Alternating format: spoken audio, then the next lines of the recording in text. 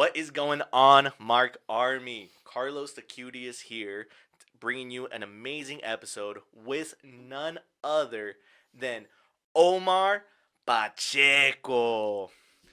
We're gonna be talking just about really anything and everything. Just Whatever getting you to want. just getting to know you, letting our fans, our viewers know who you are, why they should care, and why they should watch you and keep an eye on you. So, I guess I'll start off with just a little bit of our history of how we know you and came to know who you are, right, and become fans, really.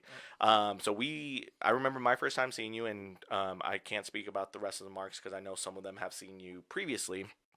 But I remember seeing you at PWP. Yeah. That was actually around the time where I first started getting into our local wrestling scenes. I think really at the time I wasn't really a part of the marks or anything. It was just, hey, they were going to a wrestling show. I got invited and I saw you there and I was like, this is my guy. All right. This is my guy. So let's What talk did you about. What did you like? One, I just liked your whole style. I just love the bad guys.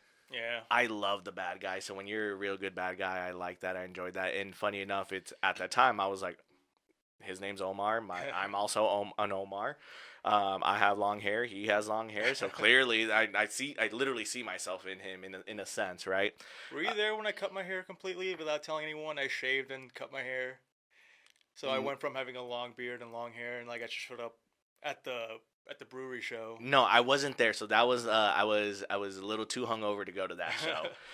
The other marks were there, and I remember I saw a picture that they posted, and I was like, oh my gosh. Yeah. I was like, Yeah. this. I was at first I was like, who is that? And I was like, oh, that's Omar.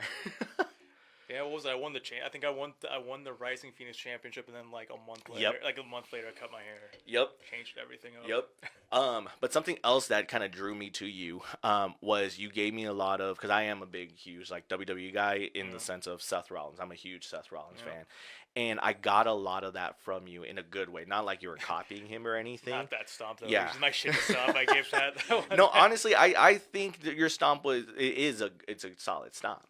But you gave me a lot of those vibes, and then when I started just kind of looking into you at that time and everything, I was like, oh well, it makes sense. You trained at Mhm. Black and Brave. Which do you want to talk a little bit about that? What what got you to go to Black and Brave? What besides of course just being Seth Rollins schools, It, right? But so let me go back to the beginning. So I think it started back in 2015 or uh huh. 16. I can't remember the year exactly. I worked at a gym, and I didn't know that pro wrestling existed in Omaha, like at all. I didn't Okay. realize there was like indie wrestling in this area. So I was working, and this big guy comes to the gym, and he starts talking to a personal trainer. They start talking, and the guy's like, "Yeah, that guy's a pro wrestler," and I was like, "Oh, really?" He is the one that got me into Magnum and PWP back when they were in the Armory in the Council Bluffs Yeah. area. So he got me into it. We would do 1 hour or like 2 hour, 3 hour, depending on how much time they had after Mhm. setup. We would bump around. They would teach us how to bump, the basic stuff. From there, I met Strife. I met Nate. And he started this training course in his garage. He had this short boy ring in his garage. I did that for about a month, and then I totaled my car. I got in a car Ooh. accident, totaled my car completely, and I got a new car, so I had to pick up more hours to pay for that car. So I was like, I can't make it anymore. Sorry. And then a couple months later, um, picked it back up. I was like, hey, I want to go back. Can I do the next class? He said, yeah. Uh, you did half the class, pay me half, and you can come back and do the full class and half off practically. Nice. So I did that. It was in the middle of winter. The first class was in the middle of winter, by the way, in a garage with no heat, nothing. Oof. So that rim was stiff. Like, Yeah. just go with that. Every bump you took, you could feel. But after that, I had my first match with Nikki. Nikki Sen was my first match ever at the Sokol Auditorium. Okay. Yeah. It was a dark match. And then after that, I signed up for Black and Brave out of a whim. I was like, you know what? If I'm gonna do it, I'm gonna do it. Like, There. I feel like I'm gonna be either quitting in like a year or just lose interest in it within a year. So I was like, I need to do something that's gonna get me out there. Right. So I did it. Spent $3,200 on it, which is worth it. I would drive out there and I would sleep in my car. Those 3 days I was out there, I would sleep in my car because I had no money. do the training course, and then drive back to work. And did that for 3 months. I sacrificed my relationship at the time. She did the whole it's get a better job Right. or we're done. She also pulled the I'll pay your bills while you're gone. I was like, cool, sweet. So I took her word for it. But then when everything was said and done, she was like, pay me back, and I was like, I will. And then she sued me. so so the first month back after Black and Brave wasn't the best, but thanks to Nate, he got me back into wrestling. But my first show back was the Cinco de Magnum show, and in my opinion, that is the best match I ever had. It was versus Nate, and everything clicked, like everything. The crowd, we wrestled in front of hundreds of people. They were into me. My reactions to the crowds were like on point. Like everything just flowed together. And after that, I had a match against Tim Boston, and I couldn't take my shirt off. My shirt got stuck over my head, and after I got my shirt off, I forgot everything. Like, absolutely everything. And you know how wrestling goes. You get one chance. At the time. Like, you can work your way back up. Right. But one chance to make your mark. And if you mess up, go back to the end of the line. Right. Build yourself back up. So that happened. Unfortunately, with me, I was that was my shot because it was for the Now Championship at the time, and I messed everything up, forgot everything. So we had a 15-minute match planned. It was less than 5. I accidentally kicked out of his finisher also. So everything that could go wrong went wrong. Yeah. But luckily that helped me grow the Teddy Mercury character a little more, because after that the Hot Mess Express came around, and we were super over. Nate loved it. Nate has a lot to do with with that whole setting me up for who I am. I left when I went to do Black and Brave. I left without telling anyone. Oh, really? Yeah, so I just ghosted everyone. And when I posted the graduation picture, Nate was like, "What the fuck?" It's like, and I was like, "Oh yeah, surprise!" Like surprise. Yeah, but yeah. So along the way, I mean, I met Jeff, who is like my brother at this point. Like we've been up and down, everything. Never wrestled him though. That's the weird part. That we've known each other for like almost a decade and never been in the ring, except for that time we tagged. But yeah, it's been a very weird, no pun intended there, but very, very good experience. Like I wouldn't trade anything for it. Like I said, when I went to Black and Brave, I slept in my car. Right.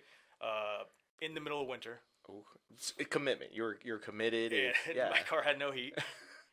And I would sleep in a rest area, and I would almost freeze. Like to the point where like I could feel the pool, like the blood pooling up in my heels when I walked. So I'd go into a rest area, walk around. The janitor saw me like there, so he knew I was sleeping in my car at that point. Yeah. I would save my money up just to eat out there. But no, I mean, like I said, that was like my relationship was sacrificed. I quit my good job. I quit my job, sacrificed my relationship, lived in my car, lived part-time in my car, had no money. But at the end of the day, it was all worth it for the experience. I get to say that I tried it or did it instead of wondering what it would be like. Right. And that's, I feel like, a part of it, not just with wrestling, like really with anything, right? Yeah. It's people can talk about it all day, every day. I would, could, all this stuff, but at least even if you fail, you can at least say you did it, you tried it, you did everything you could, which at least from my point of view, you're not failing. Again, I enjoy watching you at Magnum. I'm even when you're going up against a Godzilla like Red Wing, I'm still rooting for you. I also want to say it's always just amazing to hear how much Nate really, Strife, for those who don't know, just has touched everyone and the impact he has left. Yeah. So that's always just really, really great to hear, especially in your story, how much, again, I can clearly hear and see that he affected you in a good way. Yeah. And had his hand in who you are today.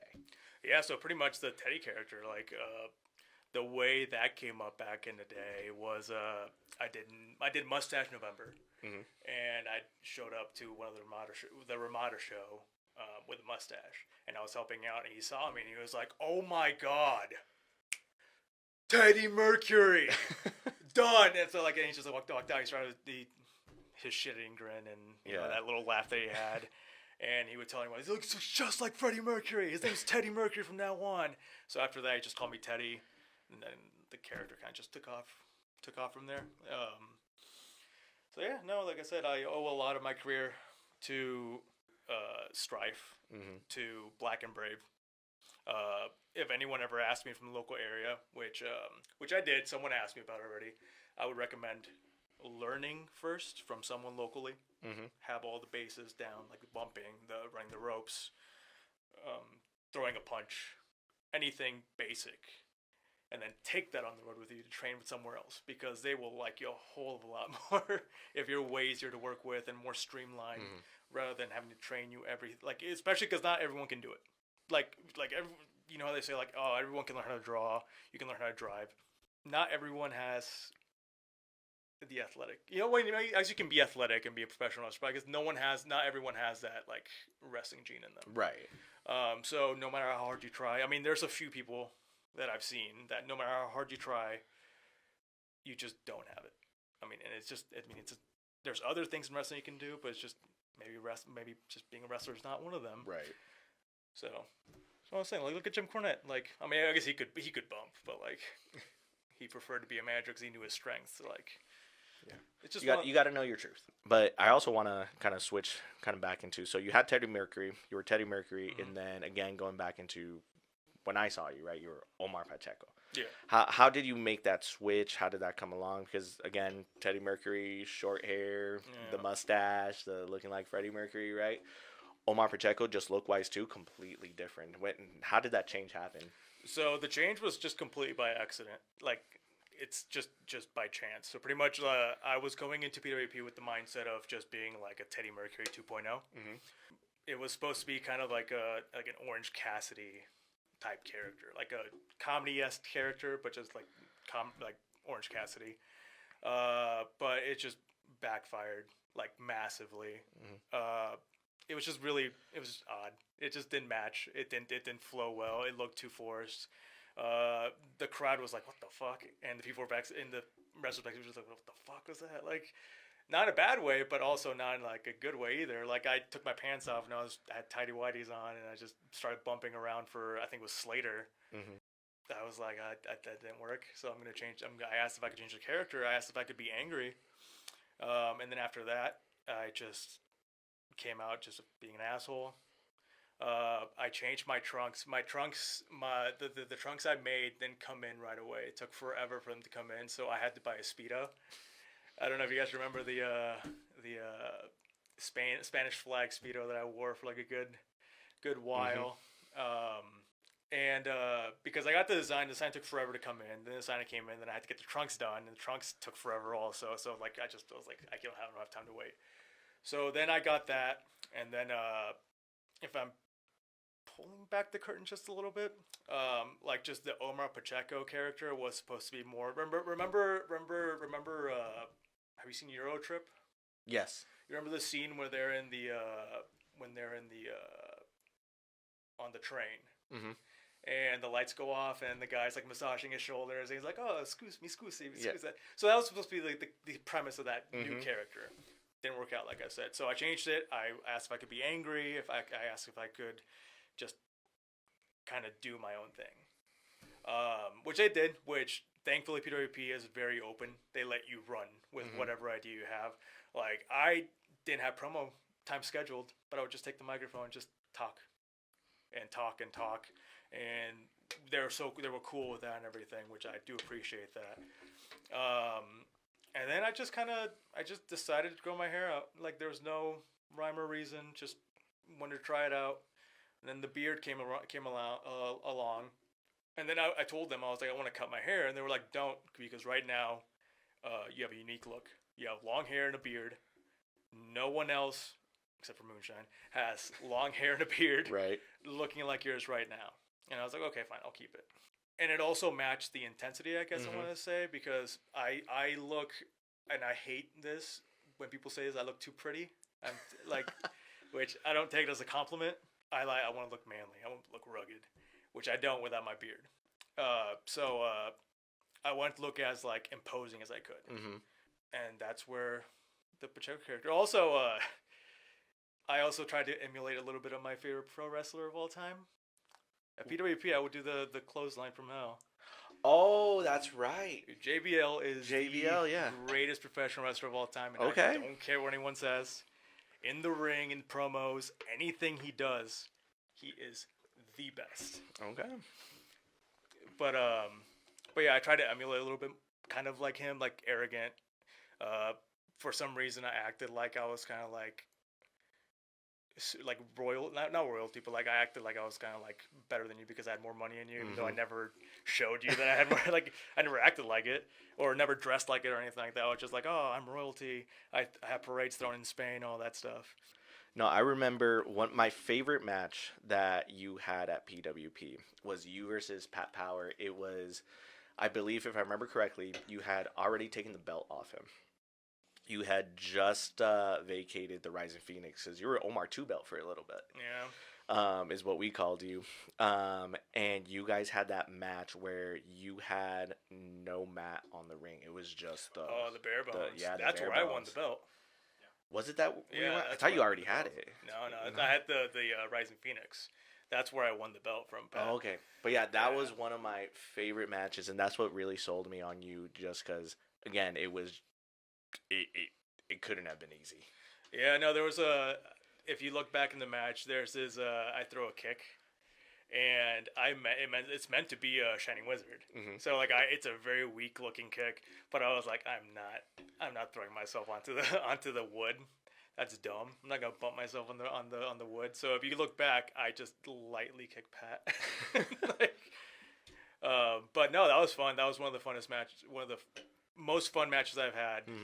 If I have to say like the best matches I've had, like I said, the one with Strife, just because of the energy and the way it felt and the crowd. That's my best match. This has to be my best work like performance. Like me and Pat wrestle each other so many times. We're like on the same wavelengths back then. Okay. Like we just don't even have to do anything for us to just connect. And there's some people that are like that. Right. Where like you know who they are, how they act, their mannerisms, how the crowd's going to react to this, how they're going to react to that. If I do this to him, he's going to do this, and then the crowd's going to do this. So there are some people that you already just know, and it just flows and kind of telepathic, kind of. And I feel like the crowd really reads that when they can see that, hey, just the energy between you two, the synergy is there. That's will be, hey, these are going to be great matches. Yeah. Because again, like you said, you know who your opponent is, and they know you, and you have full trust in each other. I feel like that's what it would be. Yeah, and that's another thing about the crowd is that they think they're in charge when they start chanting. But have you ever noticed, like, you'll start hearing a couple people saying something, and you hear it, and you stop, and you're like, you start acknowledging it, you start looking around, and those chants start getting louder and louder and louder. They think they're in control, but in reality, you just stood there and you just egged them on to keep on going. So it's kind of like a... Yep. No, I remember those days, because, again, very, very early on in my whole, really just going to any wrestling show, because if PWP honestly was my first wrestling show, I hadn't been to even a Raw or SmackDown at that point in time, although I wanted to when I was younger, but, you know, it was PWP was my first. And I remember going and me just being like, hey, like these chants are really cool. I want to be able to chant. And one thing that Tyler always told me, he was like, you know, I just go and I just be screaming just random shit. He's like, honestly, my goal is just to try to pop the wrestlers. Yeah. Like if I can get them to notice something, then it's hey, I know I'm doing something. And I feel like you said, now I know like that's what it is. It's you're looking to see, hey, what do you want? You know, what plays into the story that we're trying to tell in the ring right now. And yeah, there are times when kids like they have their hands out and like you go to touch their hand because you're a heel and you're like, oh, it's a kid. I'm gonna be nice to this kid, and they take the hand back and I'm like, oh, I can't do anything to It you. hurts. Like, I can't do anything to you at all. And they like, I was like, you won. Like, they won.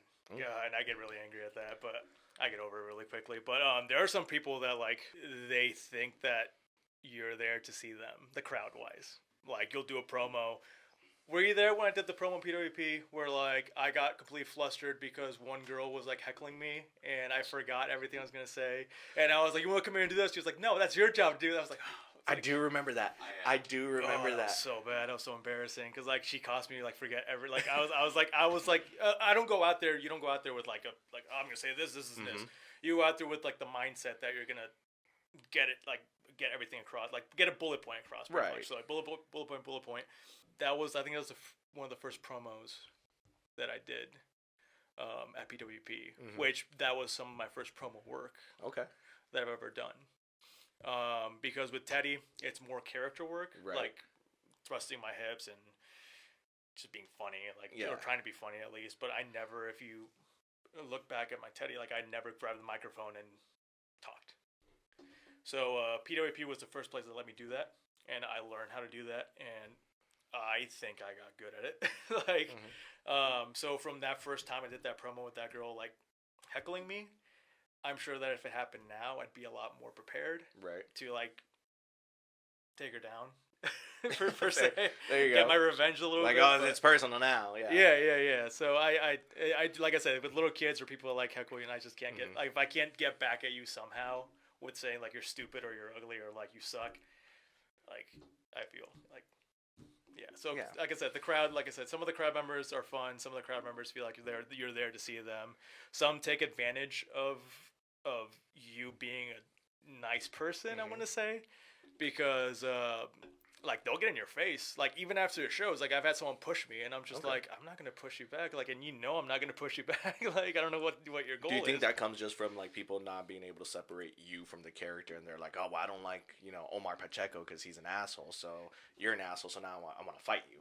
Yeah. I think that's what it is. Like I just never understood. It was during a match too. I don't know. It was during Pat Power's match. I think it was the flag match, I want to say. Okay. I don't know if you guys saw the flag match, but we brawled outside the ring, and I was like walking, and this guy got in the way, so I just kind of like just made way for myself. And when I made way for myself, he just pushes me, and I'm just like, what? I was like, why? Like, I'm not gonna do anything. Like, I'm not gonna fight you back. Like, I'm trying to be professional here. So it's just one of those things where like just there's boundaries. Yeah. Like, yeah, and trust me, we've seen it. I know there's a viral photo out there of a local wrestler here, Fowler, and oh yeah, of someone jumping in the ring, and I guess sometimes it's a double-edged sword. Yeah. I feel like it's the way I would describe it. Of you get someone to buy into the story that you're telling and who you are. But then it blurs that line for them of like, hey, that means I can jump in there, I can do this, and protect this person that I really care about, this character that I really care about, and that's the tough part, right? Yeah. Like you don't do that at a concert, you don't do that exactly at anything else, like yeah. And the difference between a concert and everything else is that like those guys aren't prepared to take you down practically. So like we're trained to take you down. Like even if you think it's predetermined or anything like that, like we know how to take you down. Like that's the thing. Like we may pull some stuff, but like if we put everything into that stuff we're pulling, like we can do some damage. So, like that's what they say. Don't try it at home. Don't try it at home. Going into just more, I guess, talking about character work and everything, I want to talk to you just about music, right? So of course, Teddy Mercury, I'm gonna be honest, I haven't heard, or I don't remember, at least top of my head, just like entrance music for Teddy Mercury and everything. But I remember, your entrance music for Omar. What kind of relationship do you have with music, and how does that play into, when you're listening to it, of like, do you use it to hype you up? Do you use it to really help you with your character work? Do you just kind of hear a song and you're like, yes, this is kind of like the person I want to be right now? I really like songs with long intros. Okay. Like I feel that the intro, when it comes to professional wrestling, the intro sets the mood for the song that's coming in. Like Gunther or like even Rollins, like his intro, or Cody Rhodes, Roman Reigns. They have all these long intros that sets anticipation for what's coming. So with Ultra Bridge, the song I have now, like that has that intro where like once you hear it, like people know that I'm coming out, and it's building anticipation for the right time for me to come out. So I do believe that music does play a lot into it. With Jeff, I came out to DMX. Okay, yeah. So I'll give it to you. But that was a little weird just because the crowd didn't know who it was at first. Because we never came out to that. Right. And then once they knew who they were. But like I said, like intros, I feel that if it has a long intro, in my opinion, it just builds anticipation. And that's why I choose the music I choose. And if I choose a different song later on, it's still gonna have the same anticipation. Right. It's gonna have that intro, that long intro, so people know like, oh, he's coming. Where is he? Yeah, like, why he's coming out. Where is he? Yeah. Okay. Yeah. I like that. Now, something else that while we were kind of getting ready for this interview, I saw you make a post, and I just kind of want to touch base on it. It was something along the lines of you were referencing My Hero Academia, where like when she doesn't call you All Might or something. And I am a huge anime fan. Yeah. So I kind of want to talk to you about that. Like, are you currently watching any animes? Are you a huge anime fan? Was it just that? So I tried to get into it. Okay. But they're just so long. Yes. And that's the thing. The thing about me when it comes to series is that I don't like when things finish. Mm-hmm. But like I see all these series that have like 300 episodes, like 400 episodes. I'm just like, whoa. Which is good for me, I guess, because like I said, I don't like things finishing. Mm-hmm. I like things going on forever. Yep. Like and just never ending. But I tried watching what's that show called? I tried watching Attack on Titan. Mm-hmm. It's good. Haven't gotten into it yet. But Ghost in the Shell, Mm-hmm. that's my favorite one. Okay. The second gig specifically is, in my opinion, like the best that ever came out. Dragon Ball, I guess, obviously. I'm a guy and I'm Mexican, so Yeah, like, it's. so, I mean, at that point, it's like, who doesn't like Dragon Ball? Really, when you hit those two criteria, you're a guy and you're Mexican, like. So Dragon Ball, I just finished Dragon Ball Super for the first time because Okay. I completely forgot about it. My Hero Academia, I'm caught up 100%, and I'm waiting. Well, I guess season 8 came out already, but I'm waiting for it to finish so I can binge watch it. But I've been wanting to get into a lot more. Like I've been eyeing One Piece, but just One Piece like looks like a chore. It's so long. It's one of those things because I love One Piece. Yeah. The guys know it. Like One Piece is my thing. And funny enough, I started off, I feel like, the same mindset of, because yeah, same thing. I hate like when I find a good series that I like, I hate when it's over. And I held off One Piece for so long because I was like, it is way too long. Like you're telling me it's taking them this many episodes, this many chapters in the manga to find the treasure. Like, come on. And then one day, I remember it was one summer, I was just like, you know what, I'm just gonna give it a shot. And I committed to it, and I got my wife into it, and we're both avid watchers, and I read the manga, she doesn't, but I'm fully caught up in the manga, and I watch the live actions, I watch it all. That's how my girlfriend was with Dragon Ball. She tolerates My Hero a little more because there's a little more dialogue. Yeah. And she's like, when I'm watching Dragon Ball, she's like, "Oh my God, he's gonna scream again, isn't he?" I was like, first of all, he's not screaming; he's powering up. Get that there's right. a difference. Yeah. Get that right.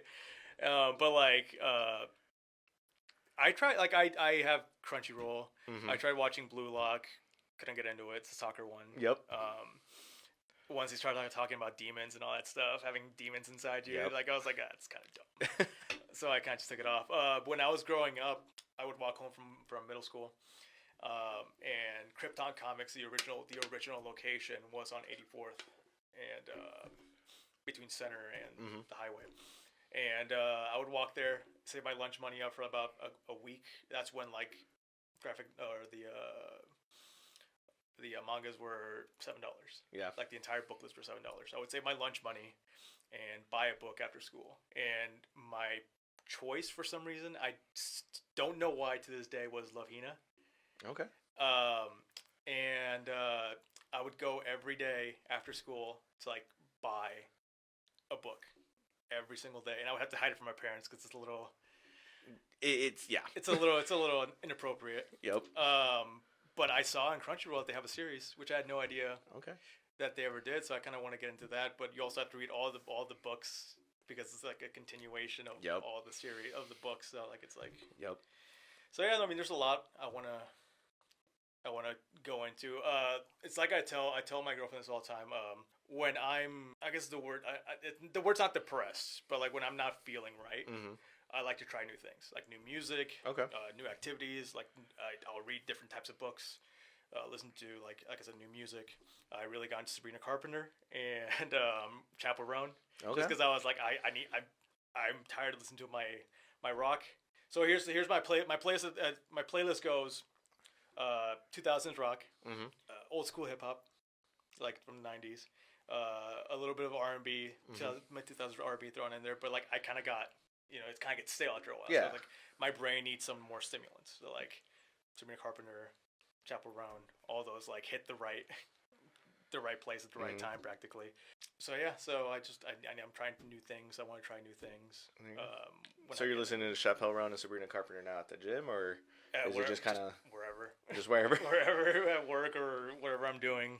If the song comes up on the radio, I'll leave it on. If it pops up, it'll pop up in my playlist for some reason. I'll be listening to Paramore, and all of a sudden, like, just Chapel Roan starts playing. And I was like, that's weird from this playlist, but all right. Yeah. Because it goes from like 2000s, like mid 2000s, or like late 2000s, early 2010s, like music into Mm-hmm. like Serena Carpenter. I'm like, that's what? It's a huge switch. It's Yeah. a sign. It's a sign that they want me to listen to it. Yep. But There you go. back in the day, I got into Justin Bieber's old out the oh my god, what's the song called? The Sorry, is that what it's called? Oh yeah, yeah, yeah. So whatever song that album was in, like that album was like really good, and I had no idea.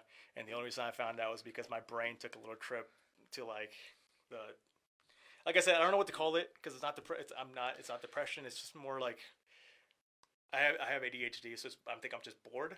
Fair. I burnt out. Yeah. That's a better Burnt way out, better yeah. term.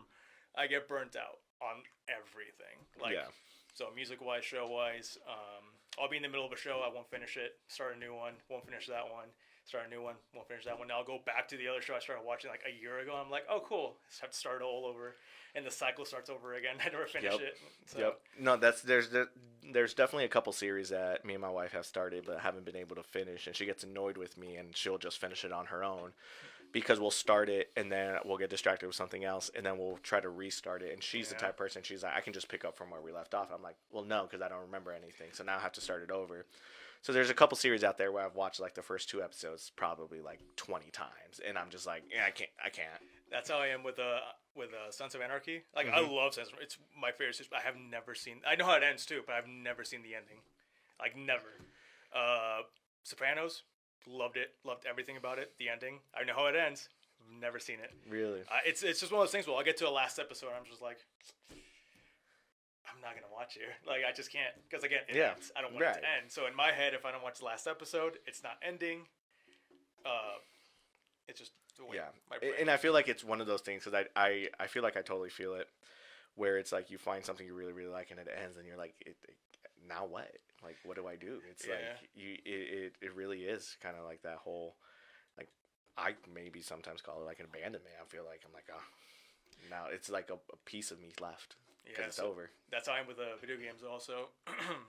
Like Mass Effect's my favorite series of all Yeah. time. Like Mass Effect, I love it. So like if I do finish something, like if I do like I was not gonna finish not gonna finish Mass Effect because I sunk in so many hours. Mhm. And I finished it, and then I obsess over it, like nonstop. Like I'll be thinking about it nonstop, and I'll be like researching what happened to this, what happened to that, Yep. what about after this. So I buy the comic books, I buy anything any expanded like thing they Yeah, make, like the lore. Yeah. novels, books, like picture like anything. I have to get it, like because my brain like wants to know what else happened. Because I don't want it like that's another thing. Like Yeah. I finished it, but I don't want it to end. Like I Right. want it to keep going.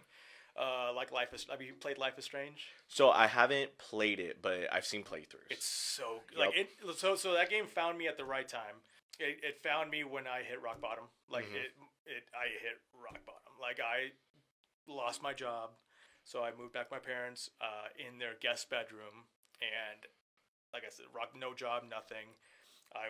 That was one of the times I actually really was depressed. Like I was Yeah. waking up at 3 or 4 in the afternoon. I was talking to no one. I wouldn't leave their house. Like my dad, like it was embarrassing to the point where my dad had come into the room at like 3 p.m. and be like, "Hey, wake up, blah blah blah, like all that stuff. Like go help your mom with her business, like stuff like that. So I felt like a child practically, Mm-hmm. and it was not a good feeling. During that time, I started playing Life is Strange because my ex bought it, and she didn't have a system, so like I kept it. And Yeah. I was looking through my games. I was like, I'll give this one a try, and it was like so emotional, and the characters are so well developed. The music, like I said, music's a whole is a big thing. Mm-hmm. That like with the intro, like I said, like for wrestling, Mm-hmm. it sets up the mood completely. And if you choose the right music on something, like I said, like they said, like if you put a different song with Darth Vader's coming out of the Yep. ship, complete different vibe. Yeah. So like the music was perfect.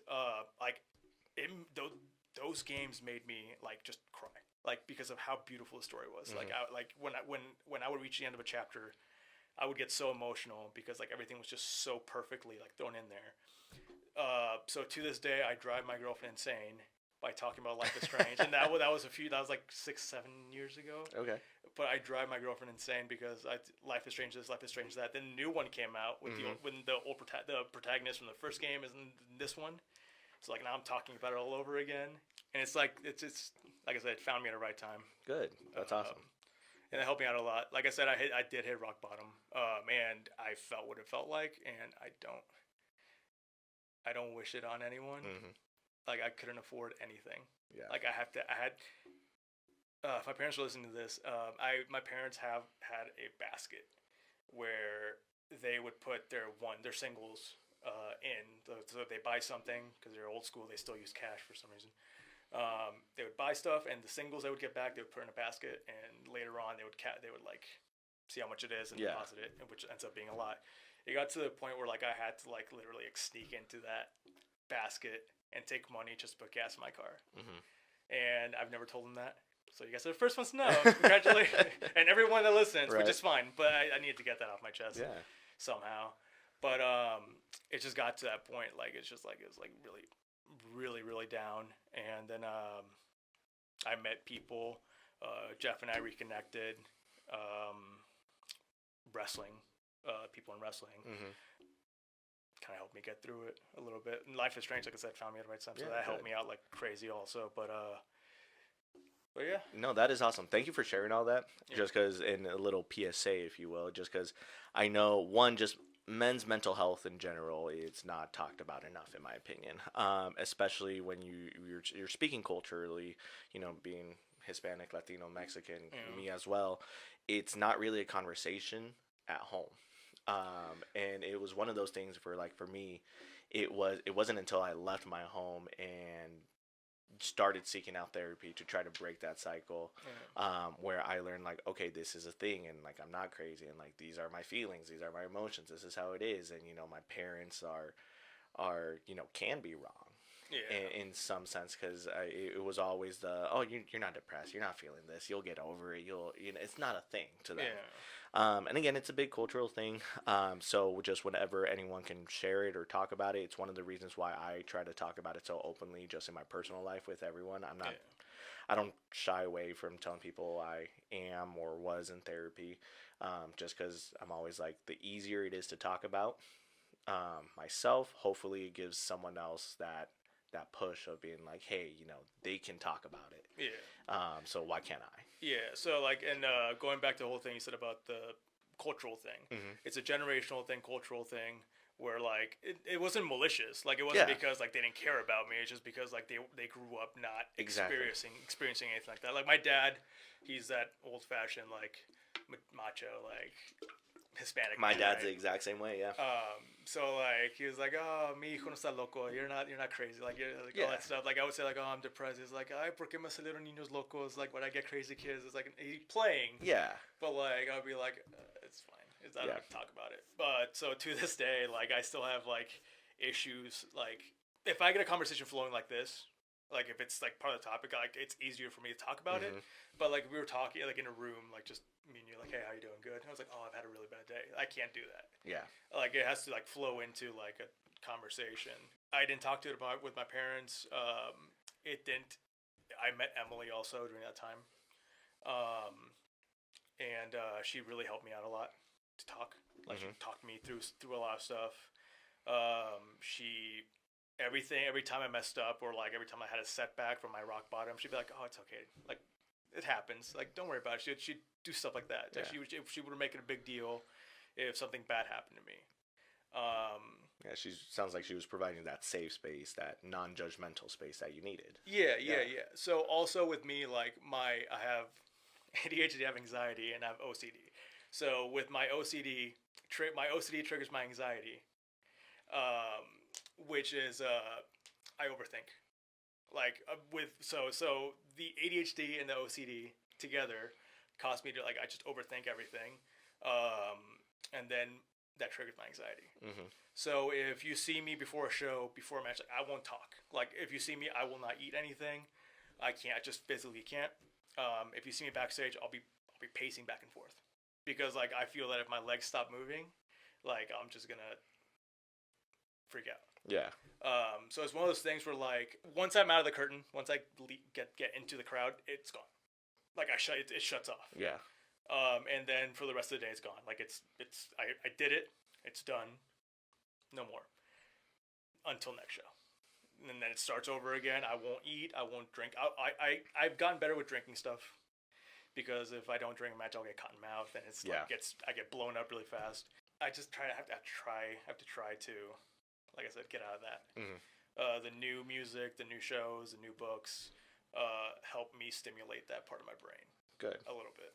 So, yeah, it's just like when I went to Black and Brave, like training school, like when I was like with Nate or with Black and Brave, it was one of those things where like we were all in line. Yep. And just the anticipation of being next would eat me alive. And even though it's something I already did, like I would be like, I'm gonna fuck this up. I'm gonna mess this up. They're gonna yell at me, and As your brain just starts going, I'm gonna embarrass myself, and then it's gonna just be a shit show after that. And then it always ends up being fine. But it's just my brain won't let me. Another thing with my anxiety is that like I'm trying to learn how to draw. Just because I need a new hobby. Like that doesn't include me. Well, I guess I am glued to a screen on this, but it stimulates my brain a little. Yeah. Not a screen, but it stimulates my brain a little more because I'm using my brain rather than watching TV or playing video games or watching or just in general. And like I'll sit on the couch and be like, oh, I want to draw or like I want to do this, and my girl was like, just do it. And I was like, yeah, I can't. Like you don't get it. Like I'm anticipating it so much that like I block it. And I don't know why I do that all the time. Like I just like it's like I really want to do this, but I don't. And it's just the way my brain. Like have you played Kingdom? Have you heard of Kingdom Come Deliverance? No. Okay, so it's game. The second one just came out, and it's a fantastic game. Okay. But I bought it, downloaded. I was like, I'm gonna play this, didn't touch it. I'm gonna play this, didn't touch it. I'm gonna play this now, didn't touch it. But now I'm playing it, and it's really good. So it's really good. So I'm gonna have to check it out. See, I thought you were gonna say Kingdom Hearts because I know no. Kingdom Hearts 1 lore wise it is insane, and that's one that like that one found me very very young, and I'm still here waiting for Kingdom Hearts 4. The second one was really good in my opinion. Yes, the second one was funny the best enough. one. That's the one that I jumped into. I played the second one. I never played the first. I didn't play the first one until probably because I played the second one when I was probably like 13, 12 or something.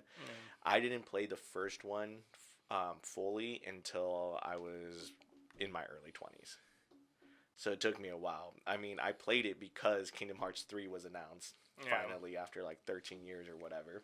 And I was like, okay, now I have to play it so I can understand the whole story again. I can't like I used to be able to do it. I was obsessed with Kingdom Hearts 2, but I just can't. They're just too Again, the lore is crazy on that one. Is it? The lore is crazy. Because you got your main games, but then you got your side games, and you got the stories of like, hey, you got to connect it, and then they release some lore on the mobile game. Yeah, that's which too much. it is that one, and it all starts. I mean, and it's Disney. It's Disney and Final Fantasy is what I always tell people. Yeah, I mean, I tried. Like I said, 2 I loved, but I tried getting to 3, and I was like, I just can't. Like I guess it was just my age thing. I don't know if it was an age thing that like caused me to get into that. But it's one of those games also with the music that the soundtrack for that was fantastic. The second one. That intro, I remember the intro vividly. Yeah. And like the trailers and everything, and it is insane. Yeah, I remember during Raw, the commercials come out all the time when I was watching Raw growing up.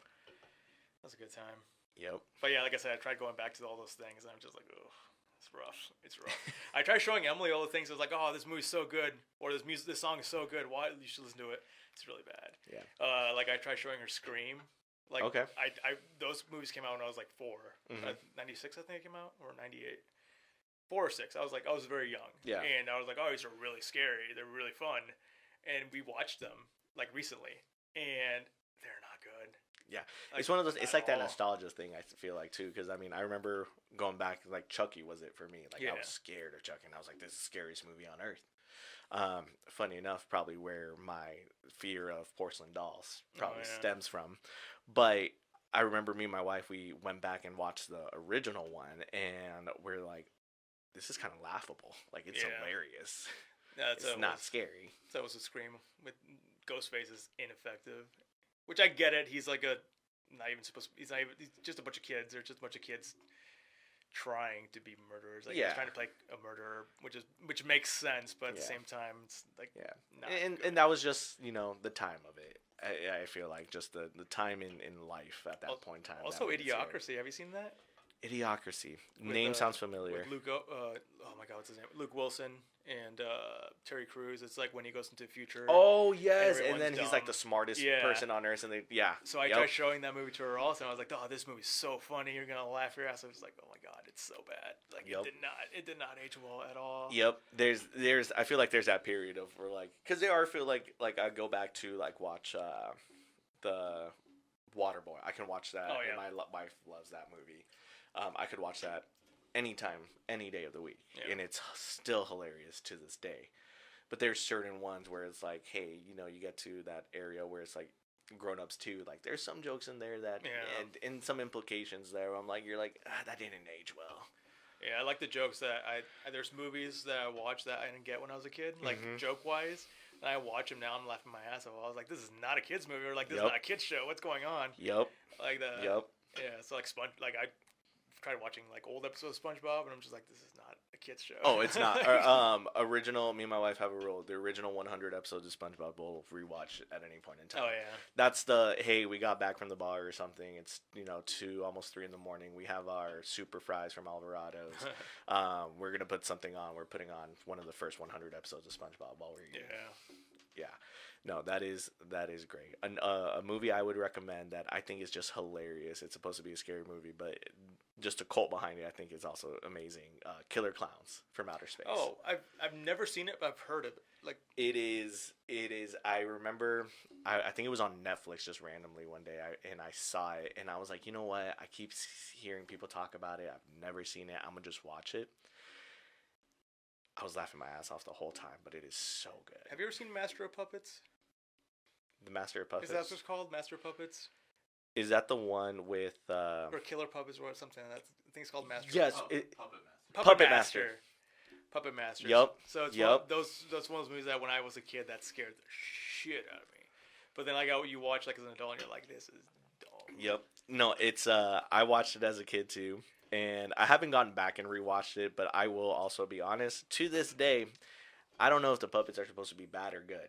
Because I feel like I've seen some like the original, and then I see the sequels, and like some of them they're kind of portrayed as, hey, they truly are just like these tools for this guy who's trying to, it was murderous intent. But then other ones where it's like, oh, they're more human, like they have feelings, they're their own people. We got to save them. And, Yeah, no. And I just haven't been able to like go back. It's one of those things where like I was very interested in it at first, and then I kind of lost interest, and I've never been. Or had the urge to go back and really look into it. Yeah, if you want to scare me, like scary movie wise, like, have you seen The Nun? Yeah. The movie's terrible, but just I'm sorry for anyone's offense, but I am terrified of nuns. Okay. And I have been since I was a kid. I don't know what it is about them, but like they just scare the shit out of me. And the fact that someone read my mind and put it on the big screen. Really bothers me because now I feel like this world's simulation. There you go. Instead there of you go. catering that movie to me I feel specifically. like The Conjuring and that whole universe does a really good job. Speaking of, like we've talked about it, music sets the mood and that and gets people feeling things. I feel like especially watching those movies in theaters, like they do a really good job at that. Yeah, how old are you? I am 28. Okay, 28. So, do you remember watching or seeing the Paranormal Activity movie? Yes. In theaters, the first one. Yes. Like, if you want to talk about vibes, like that one set the stage, but then the other ones sucked. Yeah. So the first one was fantastic. Yeah, I the remember first one I was like, Joe, is this real? And it's like, it's not real, obviously. Yeah. I was being stupid. But, like, the first one, great. Second, all the way to, like, I think the sixth one was not. Yeah, I didn't even know there was a sixth one. I stopped watching them. I think it was the fourth one. So there's one with There's one with Cholos in it. Yep, and I think that was the fourth one. That, and I think that was the so last. there's only yeah. four. There's four. Okay. Okay, Four. yeah, because that was the last one I saw, and I was like, okay, at this point, they're like, one, it's funny because I feel like that's how I would act. We're like, oh, we're being haunted, guys. Let's fuck with the ghost. Yeah, they turned Yeah. to a comedy. It got kind of weird. Yeah, and then I'm just like, this really isn't a scary movie anymore. Yeah. No. But I've been struggling to find like new movies. New movie was I went to see Nosferatu. Yeah. Hated it. Really? I hated it. I went into it with high expectations. Great sets, great music, great everything. It's just the story was bad. And that's also another thing. It could also be like the vibe, the music, all that stuff can backfire if the story is really bad. Yep. I didn't like it. I never read the story of Nosferatu, like ever. Emily did. I didn't. So like I was like, what is going on? This is bad. And she's like, oh, I love this movie. It's just like the book. I was like, shut up. See, I've never read the book, but I know of the original, and I remembered it because when I was younger in high school, I took film classes and we actually studied that movie. Yeah. But speaking of, if you haven't seen it, and I've been on this kick and have been telling everyone about it, I'm like, you need to go watch it. Wicked. Oh no. Wicked. You have No. to. I love that movie. That was definitely one where I hate musicals, first of all. I hate music. I can't get behind them. But we went and watched Wicked, and I went with my wife and a couple friends, and I was just like, I need part two. No. And I went home and kind of deep dived, and I learned the whole story, and I've been following it. But yeah, Wicked was the one that got me on musicals. Great story, great visuals. Ariana Grande was great in it. It's. I'm just saying, if you give it a chance, watch Wicked. I can't. I just can't. The last musical I watched was Les Miserables, and that was the one with Hugh Jackman in it. And that's the only one I can stand. Really? That's the only one I can stand. Maybe there's other musicals I've seen, yeah. but like I can't remember. But like speaking of musicals, and I'm not afraid to say this, I will fight anyone that fights me on this. Grease is it's at least top 3 in my book, if not the greatest movie ever made, and I do not care. I don't care. I will fight anyone. Okay. Maybe it's because like it takes me back to my mom. My mom's still alive, but like when I was a kid, growing up, I moved here when I was 4, and then we moved back to Texas when I was like 7 or 8 or 9. I can't remember exactly. I was in 5th grade. I was in 5th grade, so 8 or 9. I can't remember how old you are when you're in 5th grade. And my dad stayed here to work, and we went over there for 2 years. So like I was around my mom a lot. So that movie reminds me of my mom, which is probably why I put it in such a high pedestal. Yeah. Because it reminds me when I was a kid, and we were watching the movie. And every time they play it, my mom knows that I'm gonna stay at their house and watch it till the end. So that's so it's your mom's probably a little trick of you go visit her and it's getting late, you're trying to leave, she's like, oh, let's put on Grease. Yeah, so one time that happened. One time I did stay for that movie and someone broke into my car. Oh no. In their driveway. So I told her, I was like, if I would have left when I was gonna leave, like I would have had my window intact right now. Oh yeah. So yeah, it backfired at least once. Yeah, at least once, but yeah. But didn't sully the name of Grease. And, no. Right? So. No, but like I said, I think that's just nostalgic reasons why I feel that great. But like, if I'm gonna be like straight up like best movie ever made, like hands down, is Goodfellas. Goodfellas is a fantastic film. It is my favorite. Emily does not want to watch it because she says they talk too much, and I was like, she's like, there's no action. And I was like, just watch it. Like, she refuses to watch Scarface, The Godfather. She does not like movies that take their time to get you through the story and then hits you with something. I feel like you'll find those movies where they do a really good job at that, of building that story, setting it up where it's like you want to hear that dialogue, you want to hear more, and they don't need the action. Yeah. And you'll be like, I love this movie. Yep. But same thing. Some of them do a very bad job at it, and it can backfire, right? So. Yeah, like Juno. Yes. Like Juno is just pure dialogue and garbage. What's another movie that I told her that was my favorite? Once Upon a Time in Hollywood. Oh, I love that movie. Yeah, she hates it because she says it took too long to get to the action. And I was like, oh my god, what is wrong with you? I love that. But it's kind of funny because it's Quentin Tarantino. Yeah. Right? It's Goodfellas, Once Upon a Time in Hollywood. Maybe Goodfellas is not Quentin Tarantino. it's not. No. I swore it was. No, It's Martin I Scorsese. will guarantee you. I will bet you as much money as you want. You're It's probably a right. Scorsese movie, right? Yeah. All right, I'm wrong on that. Yeah. I'm wrong on that. Come on, what gives it away is that what's his name? Robert De Niro's in it. That's who I'm mixing it up. Yeah, Scorsese. I'm mixing it up. Yep. In my mind, I was thinking Robert De Niro, and then I was thinking Quentin Tarantino. Yeah. That's what confused me. No, but I also like the mafia stuff. Yeah. I really, really, really like that. But yeah, like all those mafia movies, Emily or like any crime stuff that like Once Upon a Time in Hollywood, it takes forever to get to the point she won't watch it. Like she's into scary movies or really, really, really raunchy comedies. Okay. Which is fine, which I like those too. But Yeah. I'm kind of in horror fatigue right now. Like I just can't stand another horror movie anymore. I'm kind of over it. Fair. I've been very much into just like true crime documentaries, like series. Oh yeah. So when the Jeffrey Dahmer series came out, I Yeah. really liked that. When the Mendez Brothers series came out, I really, really liked that. Which I know that like I've seen series on like John Wayne Gacy and all that, and like those ones where it's like, hey, this is also real life. Like we're gonna dramatize it and like, this is based on like real stuff that has happened. Yeah. She's really into that true crime stuff. She listens to like true crime podcasts all the time. When we went to Vegas and we went to the Sac Vegas Museum, and he has a wing dedicated just for serial killers. Like her face just like lit up, like just lit up, and I was like, that's terrifying. But that you're kind of walking in there, and you're like, hold on, this could be us. She was like reading every little thing that they had to say. Like she was like reading every single thing. Like she refused to move on until like she got all the information. There you go. Well, I know we are getting into we've talked about a lot, but I really want to leave it up to you. We want to value your time, of course, and because again we appreciate you the time we're getting. Mm-hmm. But really, anything you want to again just kind of start ending on any last topics you want to talk about. So like I said, I have an issue finishing things, or Yep. if I do start something, I'll get distracted and do something else. If you get the itch to do something, just try your hardest just to go with it. Especially if it's like a what if I become a wrestler? Because like you'll never look back. If you'll look back at what ifs, like you'll look back and be like, oh, I should have done that. You never look back and be like, oh, remember when I tried? It's always like a good story. It's like, oh, I remember when I tried this? Oh my god, that sucked. I sucked at it. Ha ha ha. Different to like, oh man, when I was younger, I should have done this. Who would have who thought? Yep. Where would I be if I would have done that? And like I said, you're not gonna be the best.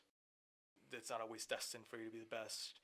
But just the experience, being around the people who are the top people in the area. Like I've been around Strife, Justin, Rollins, Merrick Brave, all those people I've been around, and I wouldn't have been around them to ask them questions if I would have sat on my couch and be like, I'll do Kept it later. thinking, what if? Yeah. Yeah. So like it's just one of those things that like I'll do it later. I've been doing that with, like I said, I've been trying to learn how to draw, which I know a little bit, but I started 3 years ago, and I'm not nowhere near where I wanted to be at 3 years. So just stick with it. Like I understand it's hard, and as someone who does have, like I said, like ADHD, OCD, all that type of stuff, and it's hard to settle down and just do something, but just give it your all. Try really hard to give it 100%, because at the end of the day, like I said, if you try it and not good at it, you'd still have the satisfaction of saying I tried. Yep. And that's all that matters. Yeah, absolutely. What a great message. Funny enough, something we've all kind of talked about and been trying to kickstart, and I know we've talked about it with you, is, all the marks have been going to the gym, trying to be healthier and doing everything. And one thing we all been talking about, like, hey, it would be great, especially, with local talent, just like, hey, let's get together and you guys lead a workout, and we'll see if we can keep up with you, whatever workout with you. Yeah. Maybe, honestly, just kind of like maybe even some inspiration if people have seen like the Sheamus's YouTube, where he just meets up with other wrestlers and is like, hey, take me, arm workout. You're working on arm days. All right, cool. We'll work out. We'll just see what you'll do. So, Funny story about that, real quick, is that like when people say like, "Oh, I'm just genetically I can't do that." Like you see a skinny wrestlers, those like really lanky skinny wrestlers that have no physique at all, and they're like, "Oh, genetically I just can't do that," or I don't know where to start. When I started lifting, I weighed 129. Mhm. I was 129 pounds out of high school. I weigh 205 now. It took forever, but it's doable. Yeah. And the reason why I stuck with it or tried to go with it is because one, it distracts me. The gym distracts me Mhm. in a good way, and two, like I wanted to be a wrestler since I was a kid. I wanted to do it, and I wanted to look like them. I know I don't have the best physique, but like I'm way better than I was when when I was like my early 20s, like late teens. So I don't know, just don't give up on that. Like your physique, being like, oh, it's genetic wise, I can't do this. That's not really an excuse because like genetically, I'm not supposed to look like this either because I have the long muscle strands and like I lose weight faster than I gain it. Yeah. So Okay. if I miss a meal, I'll lose 5 pounds guaranteed. Oh man. Yeah. Like it's hard. It's and I think that's a part of it. It's you listen to your body, you learn your body, Mhm. right? Just like with anything else, and you understand your body. So, um, what's working for you may not work for me, and may not work for Tyler. But Yeah. what's working for Tyler may not work for us, right? So, Yeah, and also like it's just a habit, form the habit. Like I went into the habit of doing my diet. When I was doing Teddy Mercury, when I Mhm. first started along, I had a 6 pack. You could see my muscle striations when I flexed. I was on cue my diet, like just chicken, veggies, beef. Throw a pound of beef thrown in there. White rice, brown rice. Then I switched to brown rice. But then I went on vacation, and I was like, my diet's on vacation too. And my diet never came back to that vacation. My diet's still out there somewhere. I have not. it's it's hard. yeah, it It's is. hard once you break the diet habit. Like the diet is the hardest part Yeah. of everything. Like the gym is the easy part. The diet, because once you indulge yourself a little bit, it's a very a very slippery slope, and like Yeah. you'll Yep. Yep. Yeah. It's one of those things I always hear, and the science behind it. I don't know if it's true or not, but I hear it all the time. Where they say, when it comes to either hitting your gym goals, or if you're focused on either being just strong or just aesthetically pleasing, you're more going for aesthetics and toning and everything. yeah 20% of it's going to be the gym, but Yeah. that other 80% is going to be diet. yeah. Um, And I'm at the age where like kind of like a 6 pack doesn't appeal to me anymore. I just want to be strong, to just be able to lift heavy as Yeah. I can, which does backfire on you every now and then. Like I tore my pec, ooh, very very minuscule, like very Okay. like it was a grade 1. Like, it was nothing. It was like just rest yeah, and give yourself like a month or two, and then like try doing it again. But like sometimes you just tear something, and if you're dumb like me, you're like, oh, I'll keep going. Like that wasn't a big deal. No, it sucked because I was benching and I felt the pop, and I was like, oh, that Ooh. hurt, and I put more weight on the bench. ooh, And I tried it again. I was like, oh, that hurt really bad. And I added more weight. And I asked one of the guys, like, hey, can you spot me? Because I think I hurt myself and I can't do that. I don't think I can do the weight. And he was like, don't do it. I was like, that was fine. I was like, I just want to see how it is. How it Yeah. feels. I went down. I couldn't go back up. ooh, And that wasn't fun. Not a Right. serious injury, but just was annoying. right. And then I broke my foot once. Were you guys at the show? Where I didn't break my foot at the show, but I broke it the week of the outdoor show, the COVID show. Were you guys around during COVID? No. Okay, so Nate had a COVID show outside of in a house in a field Yep. with cars. I remember that show. I didn't go to it. Okay, yeah. So that's when I broke my foot the week of that, and I showed up in my it wasn't I didn't need a cast or anything like that because the way I broke my fifth metatarsal was I twisted my ankle so bad that I stepped in a crack, and I jumped in a crack actually. I didn't see it, and my foot went sideways completely, and there's a muscle on the side of the foot that tries to keep the foot stabilized straight, so like it just brings it back. That muscle grabbed my fifth metatarsal, ripped it up, and put it back in place. Oh, So that was the best case scenario practically. Yeah. So like I didn't need surgery, I didn't need anything because like it just broke and went back. But I went to that show in crutches, and I had my I don't know what it was. It was like this like makeshift boot they gave me Yeah. before they gave me my real boot. And I was on workers' comp on that during that because it happened at work, and I got on. I came out with Jack because he had a match versus Duke, Mhm. and there was a spot where I went inside the ring to distract Duke, and I was like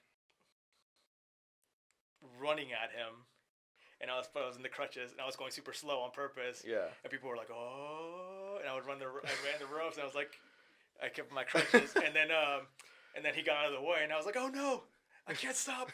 Oh no!" And I just kind of like spilled out to the Yeah. outside. But I posted a video on my Facebook, and my coworker messaged me. He was like, "You might want to delete that. Like, you're on Workers' comp. workers' Yeah. comp right now. Like, they're gonna think you're trying to get free money here." Yeah. And I was like, "Yeah, it's true." So like that footage just exists anywhere. But Well, but no, okay. my foot was broke. I have the X-rays to prove it and everything. There you go. But Like it was broken, but you were just making a good situation out of a bad situation. yeah. And the good thing was that I had my crutches there because that's the same show that Joey tore his ACL. So I had the crutches on hand to give to him so he could walk himself to his car. There you go. But yeah, so like I said, like things happened. My calf was half the size. So this goes back to the gym. There's like setbacks where like my legs like just looked like toothpicks, especially the one that was under the boot.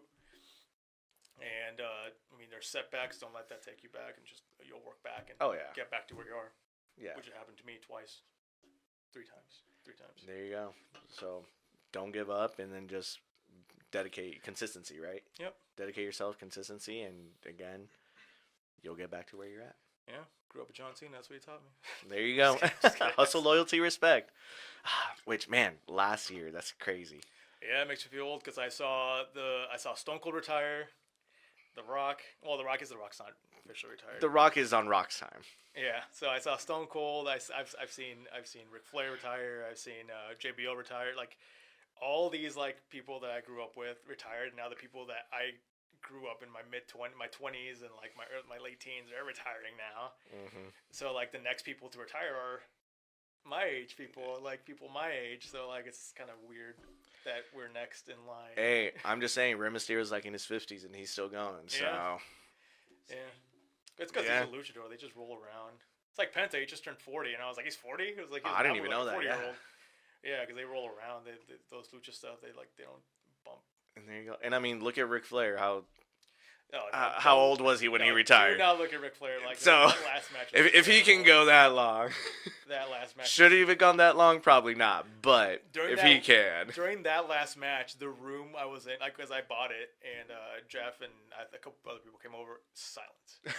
It was pure silence because we were like, what is it? Like, oh my God, he's dead.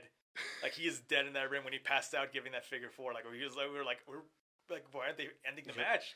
I don't remember where I saw it, but I saw him do an interview and he talked about it. He was like, "Oh yeah, after that match, like a couple months later, I went to the doctor, and they were I thought it was a regular checkup or something, and they like found something in me that was a sign that like I had a full blown heart attack." Yeah. And I didn't realize it. And then he's like, I thought back to it, and I was like, "Oh, I don't remember like this part of the match or anything." He's like, "I think that's when I had my heart attack."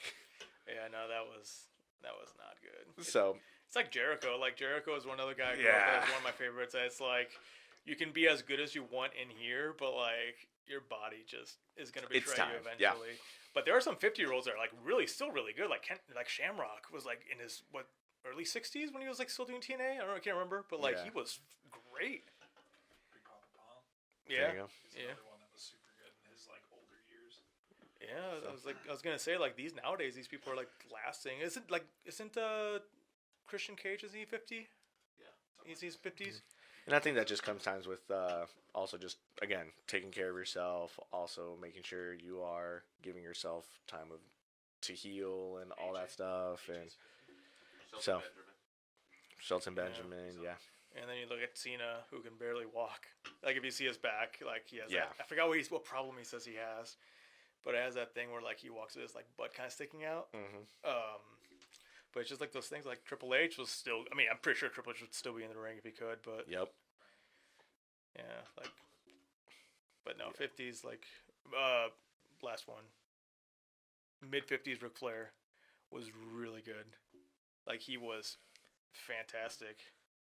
And I think that's the last 50 years. Like late 50s, like besides Ken Shamrock, I guess, but like their late 50s that were still like putting up great matches. Like Undertaker couldn't do that, Shawn Michaels couldn't do that, and like they were like in way better shape than Ray Yep. at that time. Yeah. All right, guys. Again, thank you to Omar for coming out today, doing this interview with us, spending some time just kind of talking, letting us into your life, sharing everything you've shared.